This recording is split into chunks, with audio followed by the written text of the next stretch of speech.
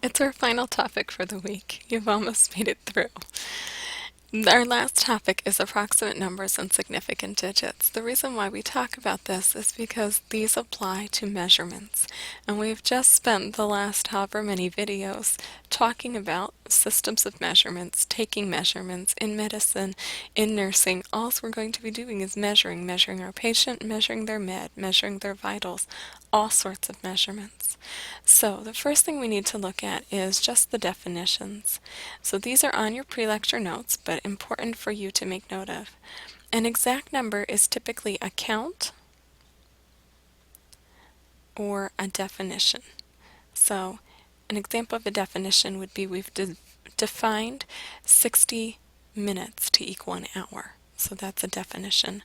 A count is if I count things. So if I count how many videos there are, if I count how many people, how many pens, how many pairs of shoes, anything I count. Approximate numbers are all of the measurements. So most of what we deal with in nursing, in surgical tech, in the fields that we're going into, the health sciences, are measurement. So we're going to look at some examples. Our goal is to identify all of the numbers as either exact or approximate. So my oldest son, I know he's 12 now, but when he was born, he weighed 6 pounds 10 ounces. So this is the first number we're looking at. Is that exact or is it approximate? So I'm really asking myself, is that a count or is that a measurement? And the answer is that's approximate because that is a measurement of my child's weight. And so it is rounded to the nearest ounce, but it's not exactly right. The scale actually showed it to the tenth of an ounce. Next number, and was 19.5 inches long. So this is the number. Is it an exact number or an approximate? Well, once again, it's a measurement, and so it is an approximate. If you've ever tried to measure a baby, you know that they want to stay curled up like they were in the womb. They don't want to stretch out and get measured, so it's an approximate. It's also limited by the tool, so if I'm measuring in inches, I'm not going to get an answer that would be as exact as if I was measuring in millimeters. But even that's not exact. It's still an approximate based on the tool that we have. I made this number up, but we do drive a minivan. So I said our van gets 23 miles to the gallon. So here's our number, 23 miles to the gallon. Is that exact or approximate? Other than the fact that I made it up, it is an approximate number, and I know this because I look at the label and I know that miles are measured, and I know that gallons are measured, and so this number as a rate is a combination of different measurements, so it's approximate. So last one, the meeting with 25 people. So here it is, 25 people, exact or approximate. Finally, we get to one that's an exact number, because how would I know how many people were there? I would count them. So because it's a count, it is exact. So it lasted for 45 minutes. So this is my next number. Is that exact or approximate?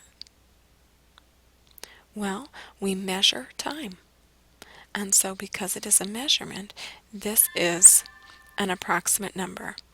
So whenever we're looking at numbers, the significant digits apply to all of the approximate numbers. And so that's why we're looking at significant digits. And that's where we're going to go next. So in our pre-lecture notes, it talks about counting significant digits. Just going to go through a bunch of examples. I wrote some examples in your pre-lecture notes, so take time to look at those as well. In our notes, it says when it's a whole number, and so 30,400 is definitely a whole number. In a whole number, we start over here and we count until we get to all zeros. So 1, 2, 3. This has 3 significant digits. In a decimal number, we start with our first non-zero number and we count everything. So 1, 2, 3, 4. This has 4 significant digits. Another decimal number. So I move across. Here is my first non-zero number. So I start there and I count all the remaining ones. So 1, 2, 3. I do count a trailing zero. So very important to note that. My next one is a decimal number. Here's my first non-zero digit, so I count all the remaining ones. In this case, there are 2 significant digits. In this next number, I look at this exponent, and it is a negative exponent, which means that this would have been a decimal number. So in a decimal number, I start with my first non-zero digit. I count everything, so I see 2 significant digits. When we're dealing with scientific notation, the digits that are written are always significant digits, so they're kind of the easiest questions. Now I want to erase so that something's a little bit more obvious here, so let me erase a little bit. And what I want you to see is that there's a line above the 0. So whenever we have a line above the 0, we have this in our pre-lecture notes as well, we count that as a significant digit. So it's a whole number, so I start at the left and I count 1, 2, and this time I count the 0 because of the bar above it, and so I have 3 significant digits. There's more problems with significant digits to count in your e-textbook. I strongly recommend that you do some of those so that you feel a little bit more comfortable with this topic. So our next piece is to use the approximate numbers, use the significant digits when we're doing a problem. And so I'm going to bring up my calculator. We're going to do the math on our calculator. So the first problem, we have 24.3, and we're adding to that 4. And so here I have my answer.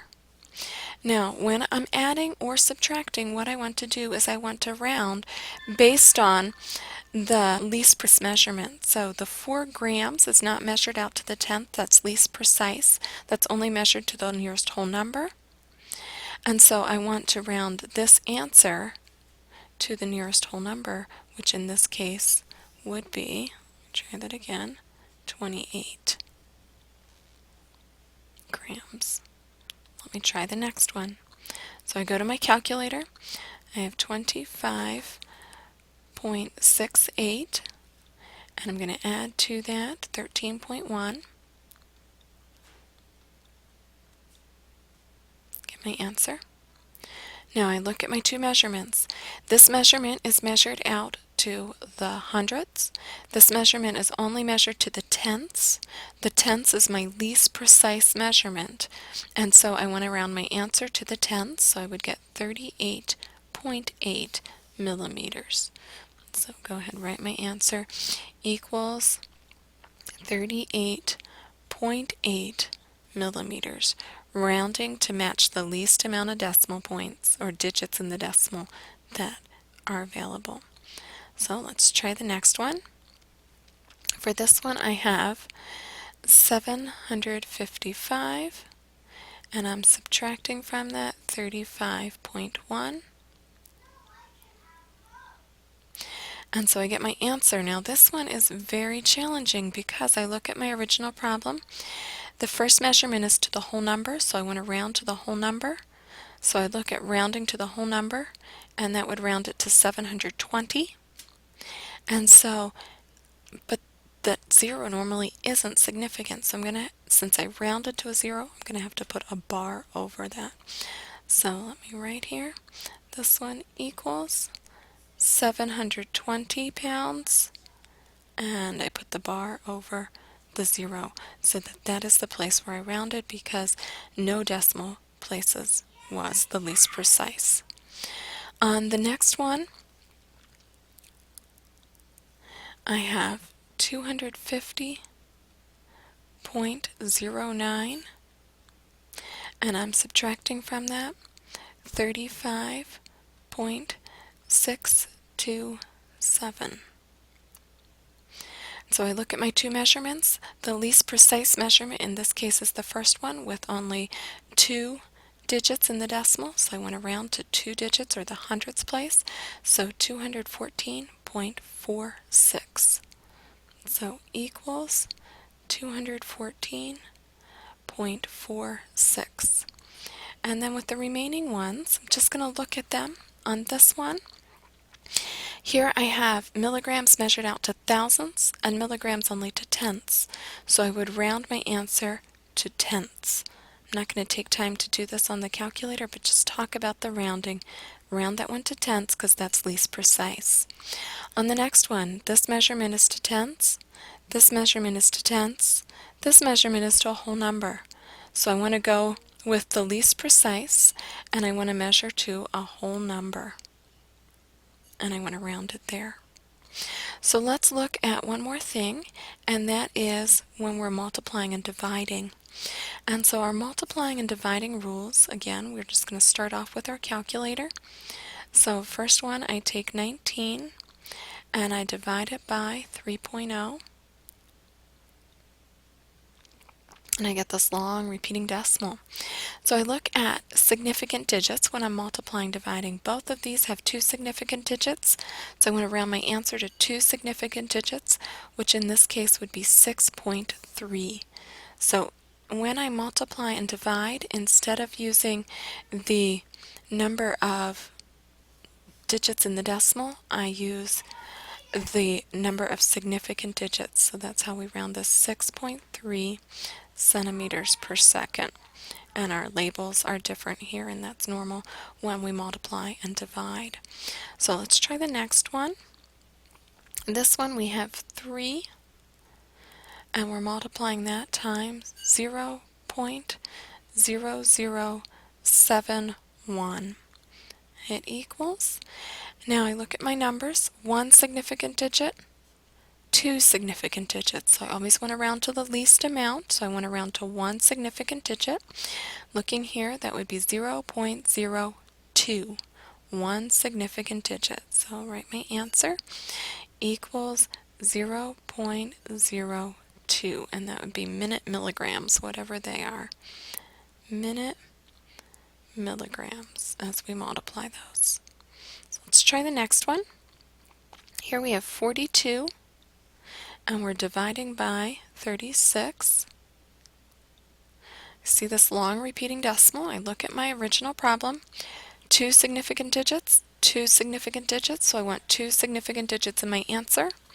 So 1, 2 significant digits. The next number is the 6. I'm going to round this to 1.2. So equals 1.2 liters per hour, and you see my two significant digits. So one last one, and I have in this one 1.0957 times, and I don't see all my number, 3.2, let me slide that over, 21. And I hit equals. Now, 3.21 had three significant digits, 1.0957 had five significant digits. I always want to use the lesser amount, so I want to round this to three significant digits, so 3.5, and this will round up, so 3.52. Kilometer hours. And so in summary, with the approximate numbers, if we multiply or divide, we count significant digits and use the smaller amount. On the previous slide, when we add or subtract, we look at place value and we use the least amount of digits in the decimal.